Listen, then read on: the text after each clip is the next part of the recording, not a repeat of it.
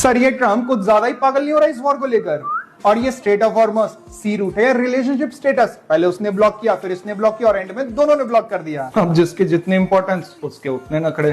Point तो है sir, पर ये स्टेट ऑफ हॉर्मस का इंपैक्ट मेजरली उन कंट्रीज पे पड़ेगा जो इन पे डिपेंडेंट है, like Asian countries. I mean US तो इस रूट से ऑयल लेता नहीं है और खुद वो लार्जेस्ट ऑयल प्रोड्यूसिंग कंट्री है, तो उसे कोई ऑयल सप्लाईज की प्रॉब्लम भी नहीं है। फिर ट्रम्प क्यों पागल हुए जा रहा है? बात सिर्फ सप्लाईज की नहीं, प्राइसिंग की भी है। इस डिसरप्शन ने क्रूड ऑयल की प्राइस ग्लोबली बढ़ा दी है। माना, पर मेरा कंफ्यूजन ही तो यही है, जब यूएस खुद ऑयल प्रोड्यूस करता है तो उसे ग्लोबल प्राइस इंक्रीज से क्या इंपैक्ट पड़ेगा? अब एक क्रूड ऑयल है, लोकल कमोडिटीज नहीं। अब फाइनेंशियल रील्स के नाम पर कंट्रोवर्सीज देखोगे तो ऐसे डाउट्स आएंगे ही। मतलब देखो, क्रूड ऑयल के बेसिकली दो बेंचमार्क्स हैं, WTI एंड ब्रेंट क्रूड। जहां WTI थोड़ी लाइटर एंड स्वीट क्रूड होती है जो सिर्फ यूएस प्रोड्यूस करती है। स्वीट ऑयल मतलब it's cheaper to refine in petrol. और ब्रेंट क्रूड थोड़ा हेवियर होता है, जो ग्लोबल बेंचमार्क है क्रूड ऑयल का, जो डायरेक्टली इफेक्ट करती है geopolitical uncertainties and supply chain disruption से। समझा? For crude WTI basically US का बेंचमार्क है एंड ब्रेंट ग्लोबल का। करेक्ट। अब है तो दोनों ऑयल ही, तो अगर ब्रेंट की प्राइस इंक्रीज होती है तो उसका इंपैक्ट WTI पर भी पड़ता है। और वो कैसे?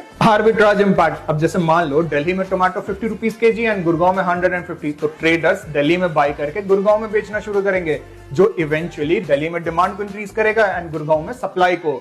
एंड बाय द एंड दोनों प्लेसेस पे टोमेटो की प्राइस एक सिमिलर पॉइंट पर आ जाएगी। अच्छा, तो अगर एक जगह प्राइस बढ़ा तो दूसरी जगह डिमांड इंक्रीज होने से वहां भी प्राइस इंक्रीज हो जाता है। और क्रूड ऑयल ग्लोबल कमोडिटीज है तो यहाँ प्राइस इंपैक्ट इमीडिएट दिख जाता है। अब समझे हो? और क्रूड ऑयल की प्राइस इंक्रीज होना मतलब फूड, गैस, एयरलाइंस, लॉजिस्टिक्स सबके प्राइस बढ़ना और मैन्युफैक्चरिंग सेक्टर्स में इनपुट कॉस्ट का इंक्रीज होना। इन शॉर्ट, इन्फ्लेशन का इंक्रीज होना। और अगर इन्फ्लेशन इंक्रीज हुआ तो central bank interest rate cut नहीं करेगी, जो उनके इकोनॉमिक ग्रोथ एंड $1 ट्रिलियन के ईयरली डेट के रिफाइनेंसिंग कॉस्ट दोनों को इंपैक्ट करेगा। मतलब स्लो ग्रोथ और हाई इन्फ्लेशन, कंप्लीट स्टैग्फ्लेशन वाले सिनेरियो। और ये तो नाइटमेयर है सेंट्रल बैंक्स के लिए। अब ये सिर्फ यूएस में डोमेस्टिकली इंपैक्ट नहीं करेगा, ऑयल का प्राइस होना ग्लोबल इंपैक्ट है। कंट्रीज में रिसेशन का फियर, यूएस एक्सपोर्ट्स का डिक्लाइन होना, globally liquidity crisis and trade volume का कॉन्ट्रैक्ट होना, कॉर्पोरेट्स के लिए इंटरनेशनल रेवेन्यू का डिक्लाइन होना, ये सब मिलकर एक कैस्केडिंग इफेक्ट बनने लगेगा। एक ऑयल प्राइस से इतना इंपैक्ट।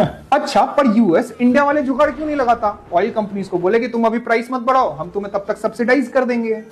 नहीं कर सकती, क्योंकि वहां की 100% कंपनीज प्राइवेट है और 1973 में गवर्नमेंट ने कंट्रोल करने की कोशिश की थी, जो कि ऐसा बैकफायर किया कि पूरे वर्ल्ड के लिए एक एग्जांपल बन गया। इन शॉर्ट, ये ऑयल की गर्मी है जो ट्रम्प को बार बार उछाल रहा है। अब बात सिर्फ ऑयल की नहीं, डॉलर डोमिनेंसी की भी है, बट ये कहानी थोड़ी सी पेचीदा है जिसको हम नेक्स्ट पार्ट में समझेंगे।